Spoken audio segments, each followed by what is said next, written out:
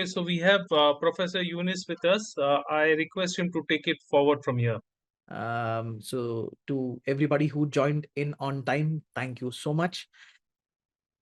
Eunice, it might take 5 minutes more. If possible, we can start the session and then in 5 minutes it will be up and running. No problem. Then what I'll do is let me take um, the focus on to the anonymous attendee. So I want to in fact read that out and also be fully aware of the fact that uh, what you had to say, whether you are a he or a she, um, I think in many ways is the plight of a lot of young individuals that I come across as well. So that's where my deepest amount of empathy, at the same time a focus area that ideally was supposed to be reserved for tomorrow, which is the 20 minutes or 30 minutes that I told you that we will have. But I think I can in fact be a little brief about this and we can get started with that itself. um, you know um, Sir, I had a passion of cricket from childhood, but during 10th grade, I got low in pre-board and I had to I had a PTM, that a parent teacher meeting with my school teachers, and they told my parents to stop all my extracurricular activities. From 10th grade, I stopped cricket. Right now, I am in 12th, and my classmate plays for Qatar under 19, cricket team, and his parents let him, do at least follow his dreams. But I only had one choice, that was to study. Um, Obviously, it is difficult for you to make that particular choice. And the question that you had asked was, do you think now I have a chance, if I try cricket, I can look at it from two angles. Um, Understand this, that I know it was a difficult choice to make during that time. Whether it was the right choice, whether it was the wrong choice, truth be told, I don't know. You won't know. It's only time that eventually is going to be, the truest test of that. Um, Question about should you start playing cricket? I mean, without any doubt, yes.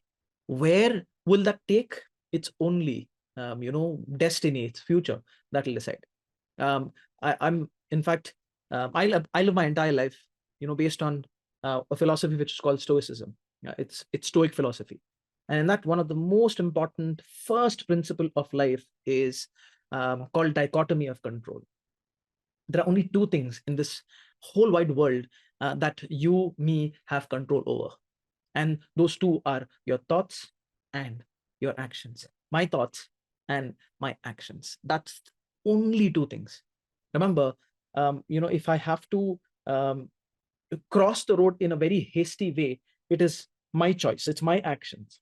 But God forbid, if a car ever is to come and hit, then what happens to my body is not in my control. That's why I said that the only two things that you can control are your thoughts as well as your actions. You never know. I don't again want to call you anonymous, but you never know what might be in store for you. One of my gurus, whose name is Napoleon Hill, one of my favorite books, that I've read, which easily is in my top three, has to be Think and Grow Rich. And in that, the author Napoleon Hill says that behind every adversity, there's an opportunity. And I very, very strongly, staunchly believe that. Because his mother used to always say, and he lived his entire life based on that itself. Behind every adversity, there is an opportunity. So you'll have to figure that out, what that opportunity is, considering the fact that obviously it must have been a very difficult choice for you to leave cricket, and get to, your education that you had to. Again, it's both were important and you had to choose one. You can't chase two rabbits at the same time. You'll have to pick your rabbit and you have to chase the rabbit and get the rabbit. So you chose the rabbit that time, which is your 10th. You chased the rabbit, you got the rabbit. And now you obviously have your 12th. as well as other things. So along with that, if you can manage this time, considering the fact that you're stronger, smarter, more bolder, uh, take that choice, take that leap of faith, and go and have a conversation with your parents. And I've always believed in this, that if we can't convince our parents, we can't convince anybody else, because they are the first people who buy you before you even start selling.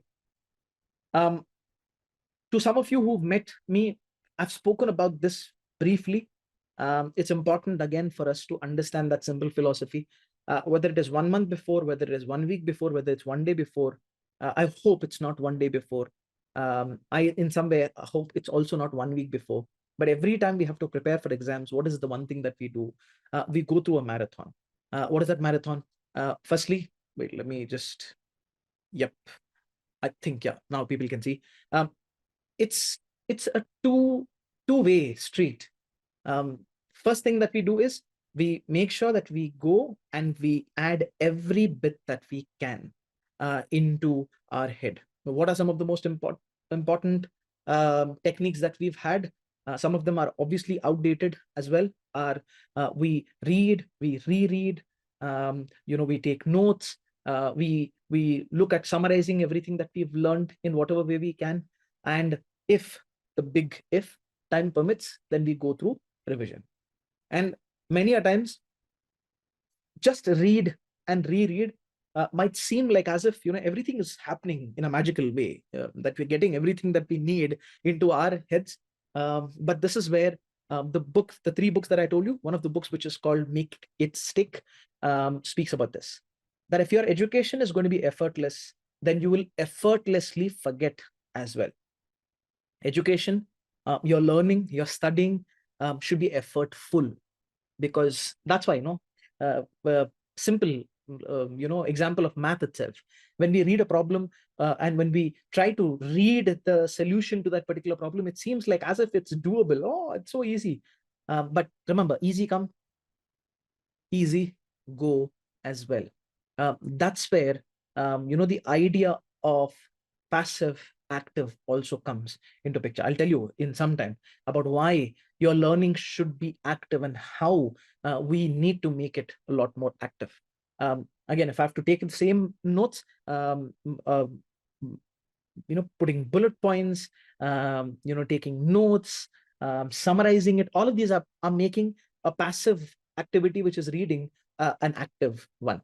And then why do we have to revise? Because obviously we will forget a lot of what we have read, have we that we've remembered. So that's the reason why we have to revise.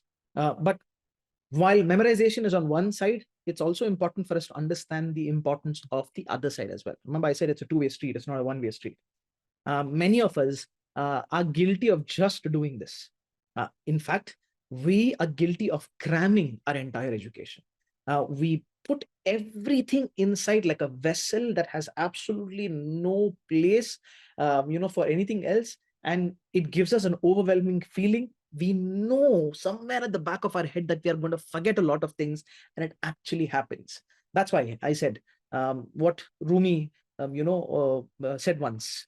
I take it to my heart. That particular, I live my life based on that. What you seek is seeking you. What you seek is seeking you. Because we've pushed all the knowledge which is half baked, half chewed, unprocessed. It just does not give us the right outcomes. Where does confidence come in our memorizing abilities? When we actually do this, that is the retrieval process, the recall process. But where do we go wrong? We go wrong because we try to recall it in the exams. That's the reason why we feel the way we feel, because most of our attention goes into this particular side, which is only memorizing, and very little effort goes into recall, is the reason why we don't feel that our techniques, our habits, our ways of studying are effective under large circumstances. That's why I said that there might be many ways of doing it, but there are few right ways, and especially if it is scientific, if it is science based, backed by research, then it definitely works. And I want to, in fact, share something which happened very recently. a friend of mine who wanted to learn, aspects about designing. Some of you who have seen my presentations have noticed the amount of effort that goes into designing. And I see myself not just as a public speaker. I see myself as an artist, and my art is literally here on the slides that you see. It's my craftsmanship, the thought process that goes in, the designing elements that go in. So he wanted to learn, and I was telling him about my sources, where I pick what I do, how I edit. And then after listening to everything that I had to say, he said, "Okay, if you don't mind, can I do everything in front of you?" Because imagine, he was very clear, and he at least knew that one fact, that if I only listen to you, I'll forget. But if I do it myself, then chances of me forgetting are a lot more lesser. That's why you need to focus on both. And how? I will try to be, again, as easy and as simple as possible. Look, the logic is very simple: garbage in, garbage out, knowledge in, knowledge out. There's no doubt about that. But at the same time, especially when it comes to the second aspect, which is knowledge in, knowledge out, there are other factors also that are important. Again, some of you who have met me have spoken about this, that memorizing, especially when it is ineffective, leads to something as simple as writing on sand. You might get the illusion that, yeah, you've written something which is going to last forever, but in time it fades, and definitely in time it is as if it was never there. That is the shift between the long-term memory as well as the short-term memory, in our life. Your school preps you, for the entire process of learning. It's not just studying for the sake of studying, it is studying for the love of learning. The moment you champion that, things become easier. That's why, if you make your entire learning process passive, it will not work. You have to understand that learning has to be active. Because if you want, some of you, or any of you want to take a screenshot of this, take a screenshot of this. You want to make learning active, then these are the ways. Notice, one of the reasons why a lot of what we go through during the lecture we forget is because, with all the compassion and passion our teachers are teaching, with all their hard work, with all their dedication, for them teaching is an active process. For you, sitting through the lecture is a passive process. Next comes reading. That's why the illusion that reading makes you feel good, that, oh yeah, I'm learning. But if you do not engage with other forms, there's no one way of learning. Again, for those of you who were there, in my lecture, I spoke to you about different learning styles. We are either visual, we are audio, we're kinesthetic, or we like reading as well as writing. So whatever your style is, follow that particular style. I engage with social, rather, I engage with audio, visual. I have this habit of making sure that I go on a walk regularly. I'm usually, wearing my earphones, and I'm listening to an audio book. To me, nothing is foolproof. Reading is not foolproof. Listening is not always foolproof. I usually complement each other. Um, I listen to books that I've already read because it helps in retrieval. Or if I'm listening to a book, I want to make sure that I remember, I go back and read. Again, depends on the book that I've downloaded or what I have. I've always, for me, the reason why I know a lot of things that I know is because of the demonstration aspect that you see. What is teaching? What is training? It's demonstration. It's discussion. I get to talk about so many things. I get to, remind myself about so many things, because let's say, for example, if I were to teach you time management today, then I am not just training you on time management. I'm training myself also on time management as well, which is the reason why, I remember a lot more things. So that is one factor that you also need to keep in mind. A lot of times, our parents might have, a lot of radical views about group studies, is because the worry is, are you even studying in a group? I mean, I used to be that guy, who was, who was a menace when it comes to group studies, because I was so distracted myself, because I was so purposeless, that if somebody had me a part of group study, then there had to be somebody else who had to school me, mentor me, just to make sure that the focus of mine is not diverted. Uh, if you have your objectives clear, if you have your goals clear, then I would want to study with somebody, who is weaker in a subject that I'm good at, or somebody who's stronger in a subject that I'm weak at, because that way we complement each other. And imagine if that becomes a group where two people are good, two people are not good, and vice versa, in terms of their focus area. And that way, when you teach, look, when it comes to memorizing, I want you to understand this. The difference between massed versus spaced. Think about it. If I wanted, we could have had a session yesterday, 3 hours, 4 hours, non-stop. My God, we would have loaded, of wisdom left, right, and center. But then after finishing those 3 hours or 4 hours of non-stop, focus on something, within immediately after finishing that session, you would have remembered many things. But after 1 week, lesser. After another week, lesser. And probably after a few months, you might not even remember many things that we focused on, because that's the disadvantage of massed practice. That's why, the worst thing that I can tell people about habits of successful people is to study every single day. Because what you're doing is you're spacing out your learning. Why should you space out your learning? Because one, cramming is not at all a good idea. Putting everything together is just choking yourself. It's trying to have all the 3 meals in one given day. Spacing obviously can help you with respect to retention, with respect to long-term learning. Because remember one thing, multiple books again speak about this, because when we space out learning, we also understand the power of the second aspect, which is forgetting. You are going to forget, because everybody has a forgetting curve.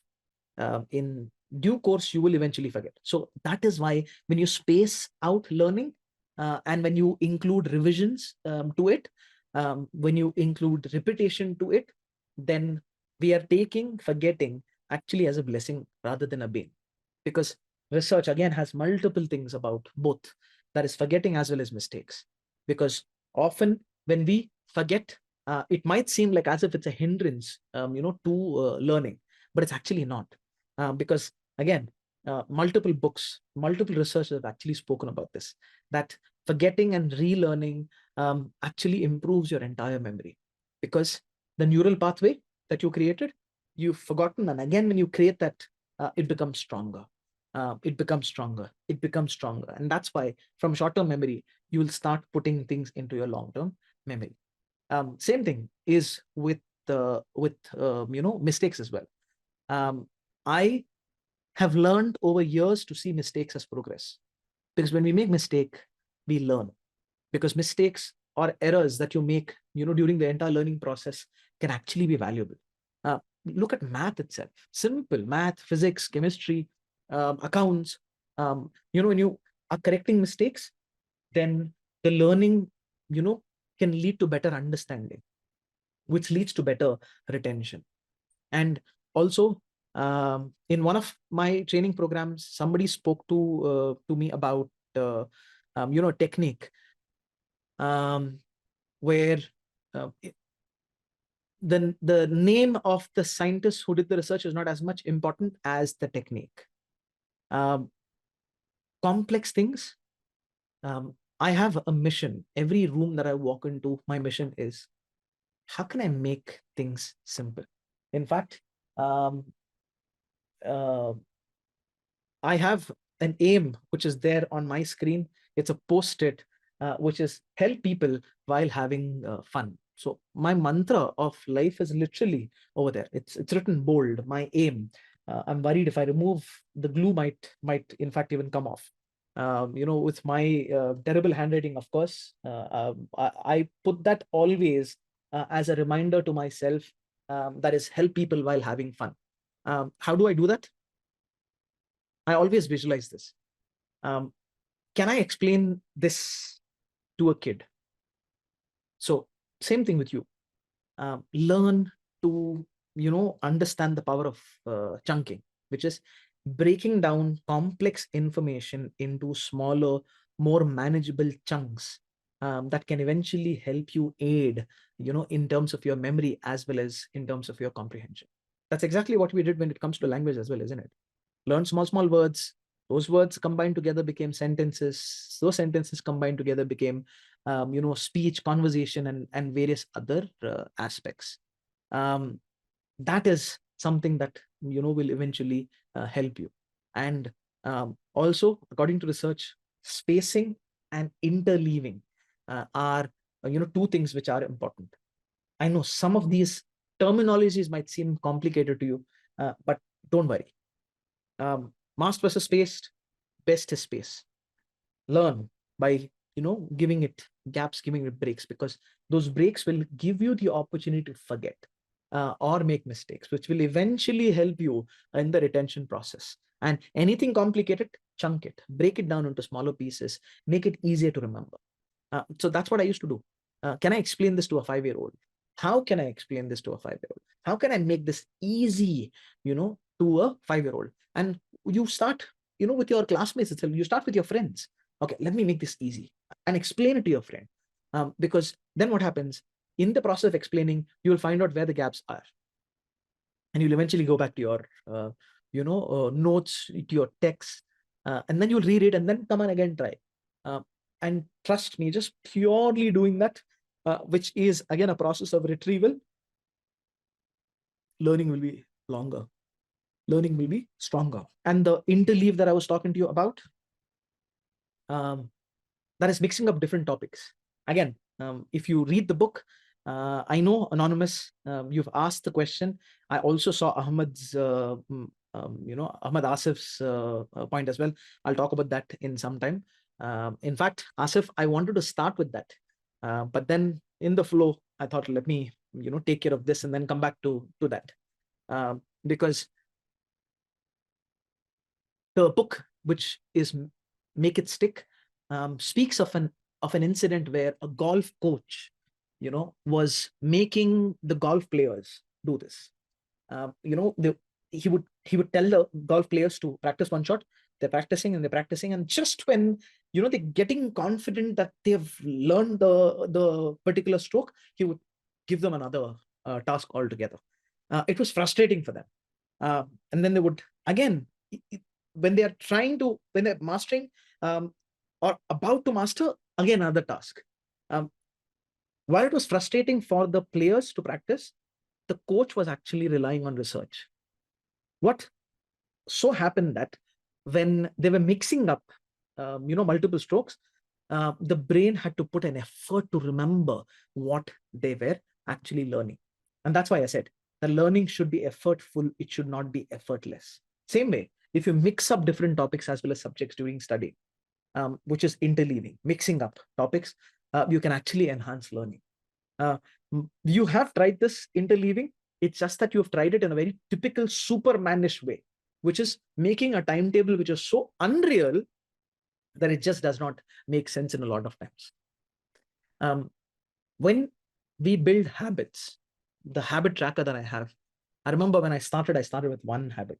Actually, I have used multiple other habit apps where I've put multiple habits and they've not worked. In this list also of mine, there are 5 habits that I know, that I've not been doing regularly, and I don't punish myself. I always wanted to record at least one podcast episode, which is very irregular. I wanted to record at least 2 videos, which again I'm not able to because of so many things that I do. I had to set my priorities right. Do I give my time to, building programs, walking into companies, colleges, schools, training them, or do I become a content creator? Content creation is not my prime focus. Developing people is my prime focus. But at the same time, if you look at my habit list of reading, habit list of reading my religious book, praying, personal hygiene, brushing, meditating. I see even meditation as a personal hygiene, because it's about cleaning your mind. You will see a lot more regularity. You'll see exercise a lot more regularity in my habits. But it came through time. So started one, mastered one, and then moved to another one, and then moved to another one. Because within 3 weeks, actually, it's the first 14 days where the neural pathways start forming, and they cement obviously after 21 plus days. So I started doing the same thing. When I learned, I introduced another. When I was getting better at it, comfortable at it, I introduced another. Same thing we can do as well, because that's where space repetition has the greatest of benefits, especially for anybody who's looking to master uh, mm, your memorization factors, your because that is how we can get better at exams. And as I said, while memorizing is half the job done, it is recalling that is the most important. What recall, not just any recall. I've always seen recall as writing on a stone or engraving on a stone. It will not vanish, it will stay. Especially if it's an active process, it will definitely stay. What are you doing with this particular method? In this particular method, what you're doing is you're flipping the entire way of learning. Because instead of telling your brain to learn certain things, where traditionally what have we done? We've learned by trying to put information on both the sides of our brain. Hopefully, in active recall, what we're doing is you are forcing your brain to learn um, you know by retrieving, by recalling. um, that's why you flip the entire game. And for this, trust me, there are so many techniques which are very simple ones. Let's say you are reading, right? You are trying to make notes. Start introducing this. All of your learnings and lessons, convert them into a question, and have a separate sheet, which is a question sheet, next to you. If there are teachers who are listening to me right now, um, start introducing quizzes in your class. I know it's a effort. um, your kids might not like it as much in the beginning, but trust me, during the exams they will thank you. The reason why is because when we make retrieval process easier, and when we make retrieval a routine, then there is greater retention in what the students are studying. Why make notes at the same time write questions is because this is where you testing yourself matters a lot. Frequent testing, self-quizzing. I'll talk about self-quizzing, how you can do in some time, is in fact a powerful way of learning. Because it's not just about assessing what you know, but actively retrieving information from your memory, which helps in the strengthening of those neural pathways, eventually strengthening your memory, and helping you store that particular information in the long term storage. And notice, same thing, when you have a question and you're not able to explain, then there is spot revision that is also happening, because you go back to your notes saying, okay, how am I not able to explain this? Let me read it again. Let me try again. You teach, and then probably you can remember a lot more. And then when the question is there, you're like, oh, this is a piece of cake, because you're able to explain. That way, you don't have to go through that agony of praying to God for answers that you've already forgotten, especially during the examination that we do.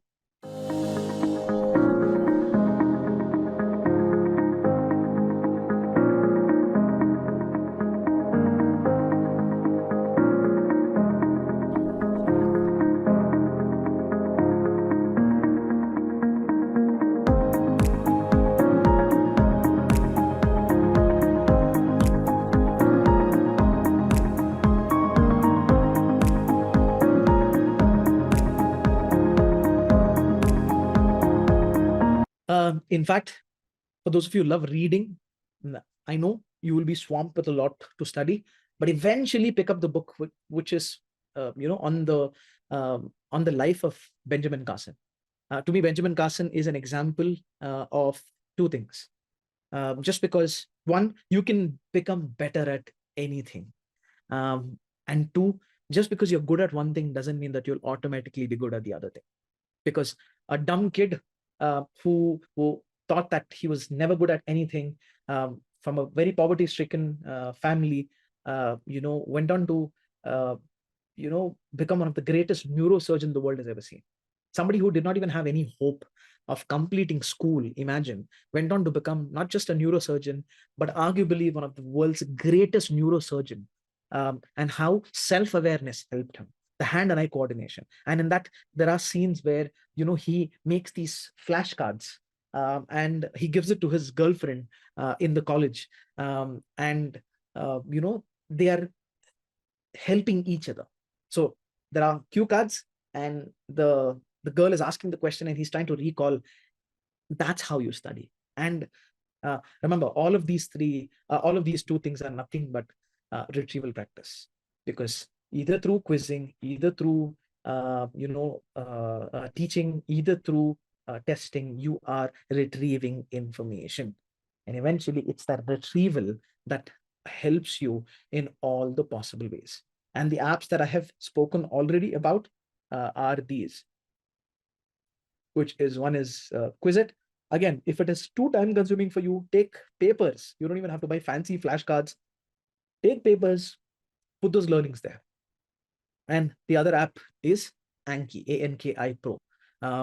See if you can use the free versions. I usually don't encourage people to, buy, complicated apps or expensive apps, because I don't want that financial burden on your parents as well. I mean, if you can afford it, nothing like it, but I don't want you to just buy something and then waste that entire thing. And obviously, the mantra, the success. So this is where I was telling that there are no million ways. There are two ways, two scientifically proven ways. Keep revising and space out your revisions, and keep recalling and actively recall whatever you're learning. That way, you have stored and retrieved, stored and retrieved, stored and retrieved, and made that entire database so strong that you know exactly what is stored where, and it's easy for you to retrieve what you have also stored. The books that I was talking about, I know there's a question which is over there. I Even though I've told you one book, if you can read only one book amongst the three books that I'm recommending, this is the book. It's a slow burn because it's very scientific and it's very heavy to read. But trust me, if not now for your school, definitely for your college. I hope, if any of you, of course, are going to be in Jain University, and when we meet, we can definitely discuss the book even more in detail. So that is the book that I would love for you to read. And again, you'll find a lot of parallels of what the book speaks of in this as well, which is how to learn. Um, Again, research base. That's why I said, if you can read only one book, read, make it stick. If you want to read two books, then read this. And I'm giving intentionally in the order.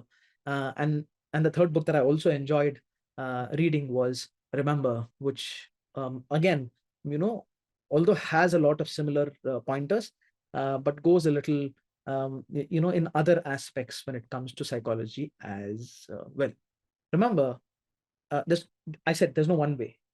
That's why when it comes to tools, that you have available, um, you'll be surprised with the three things that can do magic to you. One is mixing up media. Again, text is one form, vision is another form, right? Audio is another form. Play around. I'm jealous of you guys only for the fact that you have such easy access to YouTube. There's a channel for everything today. um, for all you know, your teachers, might even have a YouTube channel, right? And if teachers are listening to me, have your YouTube channel, because that is how you extend your influence into, the outside world, where it's not just your class that becomes your focus, but the world suddenly becomes your focus. And you can also YouTube and learn, study techniques, teaching techniques, and put those techniques into your class. That's why, mix up your media, textbooks to videos, use discussions again as a learning platform, because anything that can deepen your understanding, anything that can help you with respect to retention, why leave it? Why even miss it? That is the reason why it is so important to mix up. And another which is surprising, is you'll be shocked as to how much of a difference your study location can do to you. I'll include both individual studies as well as group studies as well. You have to create a conducive environment, a friendly environment. And that's where the research that I was talking about, I want to talk to you about that research. Um, who did it? I know you won't remember as well. It's Timothy Wilson. When was it? It was in the year 2014. What was the entire experiment? This was the experiment. What Timothy did is he put multiple individuals into a room where they had nothing. They had nothing. What was the task? The task was they had to just sit and think. And he intentionally, in fact, introduced a button which was there right beside. So the participants who were part of this particular research had two choices: either sit and think deeply about themselves, um, and what the researchers found that they were getting really bored. Some of them, at least, were getting really, really bored. And because they were getting bored, what they did was they started playing with the only button that was there, which was right in front of them. And you know what the button was? The button was actually, stimulating shock, electric shock, which was controlled by the individual itself. So, however long you press, that amount of shock that you're getting. And you'll be surprised how many people chose to press that button, rather than sitting and thinking, because that is where stimulation is. That is where active engagement is. Because they were so bored being passive that they just did not know what to do, and just played with the button that they had. Now, I'll ask you the question based on that simple research. I had a lot of people ask me about procrastination, yesterday. The two questions that are there with respect to lack of motivation. You tell me, if you lock yourself up in a room, right, keeping your biggest enemy outside in another room, okay, with by minimizing as many distractions as possible and just keeping that book right in front of you, then you know what you will do? You'll not get bored of studying. If that is the only engagement tool that is there, then to escape boredom, you will engage with that particular tool. That is the power. If you don't like math, and if nobody in your class likes math, um, then yeah, we can, really look at what is going wrong, with math or math class. But if you don't like math and somebody next to you likes math, then and the problem is not math. The problem is a perception about math. A lot of times, you change the perception, you can change the outlook of that. And again, going back to Stoicism, the philosophy that I was talking about, the world is not what it is. The world is the way we see it. You wear a green lens, the whole world looks green. You wear a red lens, the whole world looks red. You remove that lens, clean nicely from the dirt that is there, and then wear it. And suddenly the world looks a lot more cleaner. That's how your subjects also are. And I know it's so much more easier to say it, than to apply it in real life. But trust me, uh, I wish there was a cheat code. Um, I've given this advice to many people, and I hate giving this advice in a very loose sense. Fake it till you make it. Tell yourself that I like this subject, because after all, what did I say about Rumi? What you seek is seeking you. I have given example of Karela in a lot of my talks. If I have come to your class, first time you eat Karela, it might be very, very bitter. Second time, bitter nonetheless, manageable. Third, fourth, fifth, sixth, seventh, and you just get used to the whole bitterness, and you will start eating it for the ingredients, rather the nutritional value that particular bitter goat can actually provide to us. And sleep is your memory consolidation. I have the habit of recalling a lot of what I've done. I don't try to recall, obviously, a lot of painful things or disturbing things. That's one of the reasons why I refrain from listening to news. I used to do that before, but my wife, had me, loosen that habit. And it, in fact, even helped. So whatever you've learned, see if you can jog through the memory lane, because one is just before sleeping, you're again doing active recall, but when you're sleeping, your memory is actually getting consolidated scientifically. It's your brain processing information, making it more likely to be retained in the long-term memory. That is why it is such a critical element. um, I will again repeat this. It's a lot more easier to say a lot of these things. Um, Truth be told, I actually started doing a lot of these things before reading the book on this, without even realizing. Coincidentally, I just happened to start picking up books and start reading. I became a trainer. I became a coach. Because of that, I started sharing things to people, and I had to remember. And I made it a point to remember so that I can share it to people. And then years later, when I read the book, which is Make It Stick, I was like, wait, what? I am doing this. Oh, no wonder that dumb kid that I was once upon a time um, actually started looking like a knowledgeable person to many people who I came across. So that's how it is. And I, of course, noticed, again, what is space revision? Mass versus space. What was I telling you? Mass is cramming everything, putting everything in one day, trying to, study as much as you can, which has greater chances of, forgetting. But then you need to chunk it. Um, if your exams are there 1 month from today, it's still not late.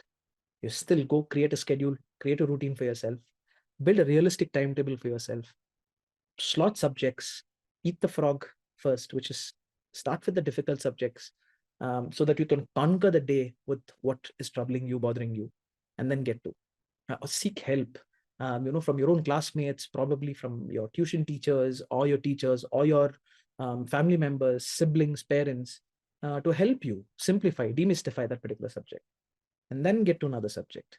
And then next day, when you are again coming back to the same subject, revise what you learned yesterday. Don't just move into a new topic.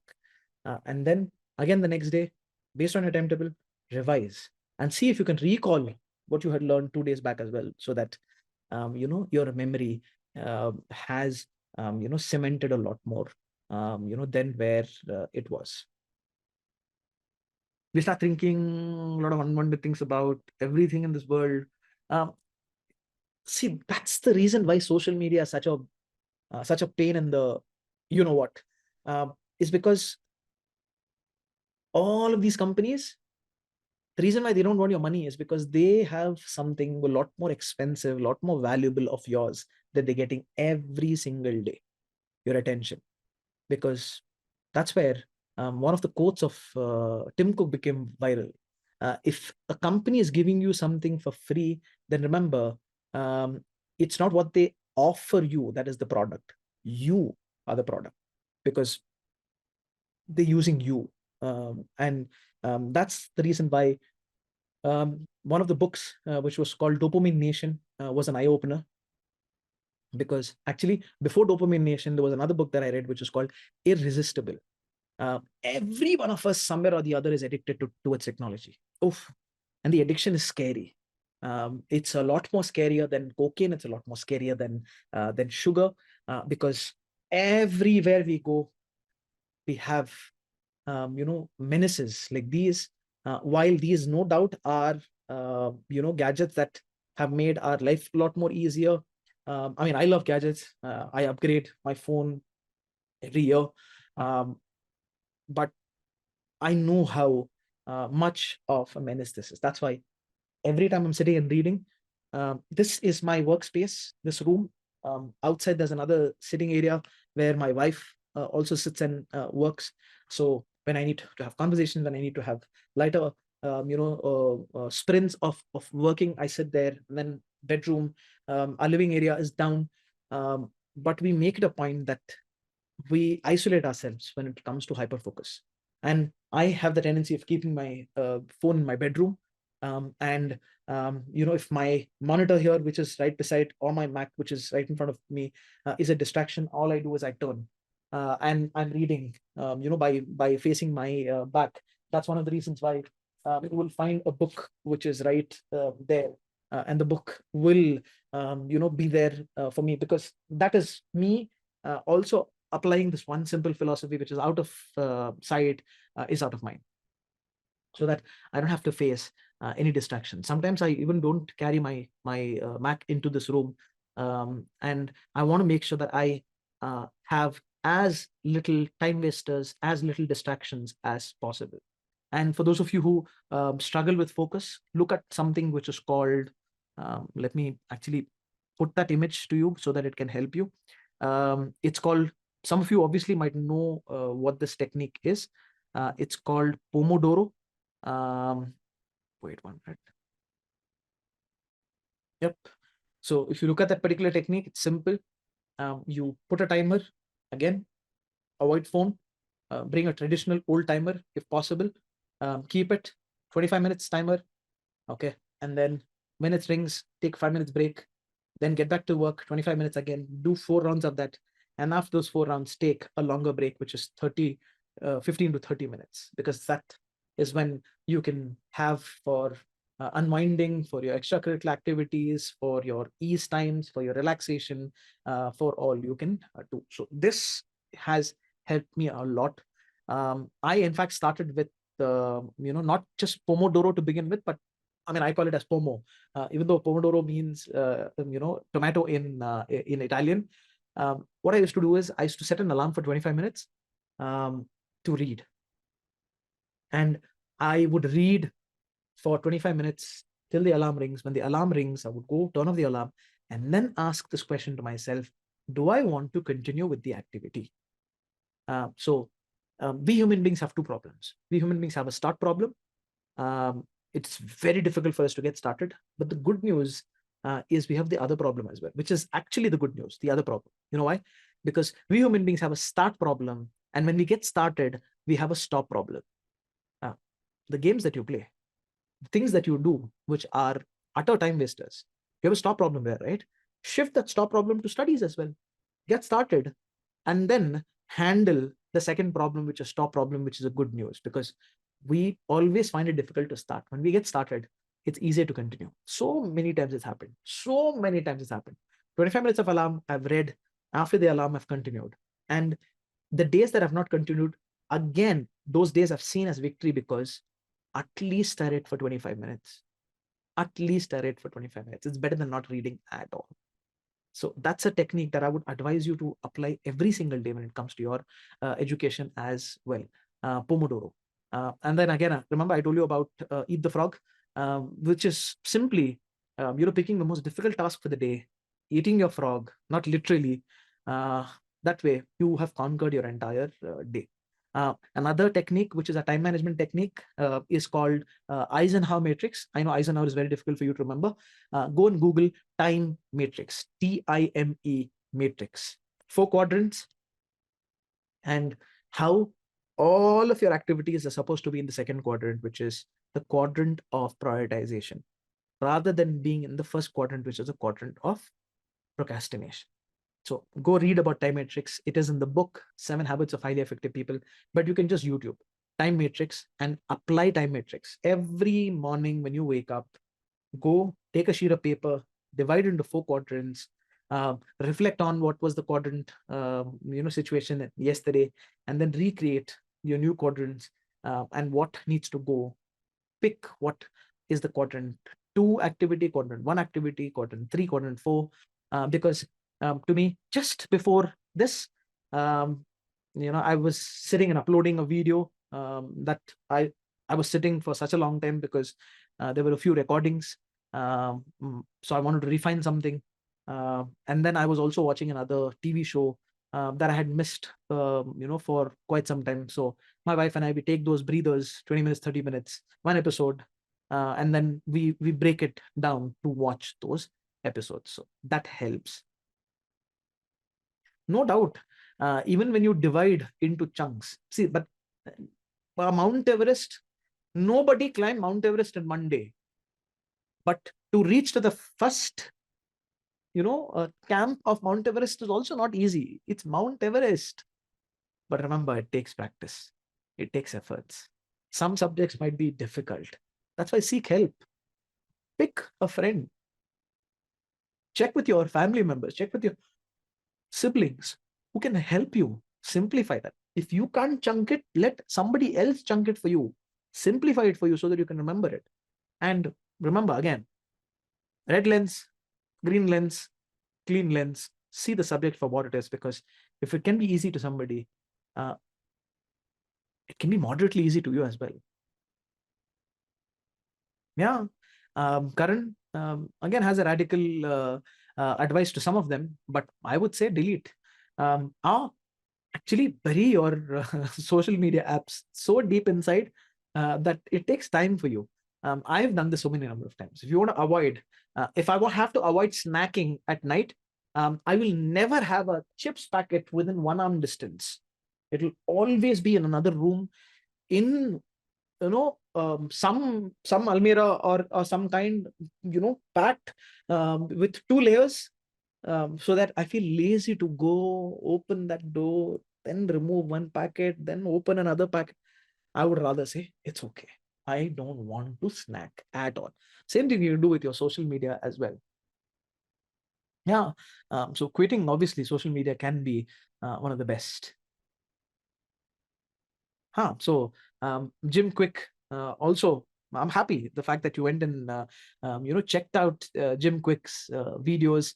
I'm telling you, if you're waiting for inspiration, it's out there. You just have to be inspired enough to seek that inspiration, and it'll be yours. So that's why it's important for you all to understand this one simple aspect: no pain, no gain. And sometimes you have to do the hard work if you need the results.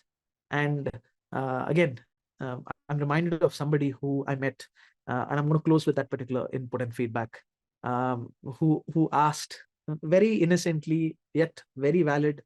We have 5 subjects. How are we supposed to study all of those 5 subjects? And I was reminding her that when you go back to your 10th standard or 3rd standard and look at all the textbooks, they will seem so easy to you right now. But when you were in 3rd standard, 4th standard, they were difficult. It was difficult to score. One day, when you are in college, when you look back to your 10th or 12th, you will again laugh, because then it'll be easy. What is so difficult today, life is exactly like that. The challenge that we're facing right now, when we look back hindsight, those are actually not challenges. We saw them as challenges. They were just hurdles. You just have to figure out a way to jump through. For that, you have to be strong enough to jump through, and go to the other side and complete the race. So just keep running. That's how life is. On that note, if you have any questions about what our focus was, ask. If not, I'll see you tomorrow, because tomorrow I obviously had made a few pointers that were your focus areas. Let me just look at those pointers as well. Uh, yeah, about laziness as well as about stress management. We will look at or that. I in fact want to give you an acronym when we meet tomorrow. Um, in one of the movies, a Hindi movie, I think Munna Bhai MBBS, there was a dialogue that became very famous. That is chemical locha. Our brain also has that chemical locha. Everything in our body is chemical based. When we go through stress, the chemical, the hormone that is released is cortisol, which is a stress hormone. And that runs havoc into our body, increasing our heart rate, making us sweat, increasing our body temperature, not allowing us to breathe deeply, go through some real hypertension by going through rapid breathing. That's cortisol. Thank you, Karan. And thanks to the others as well. See you. Bye bye.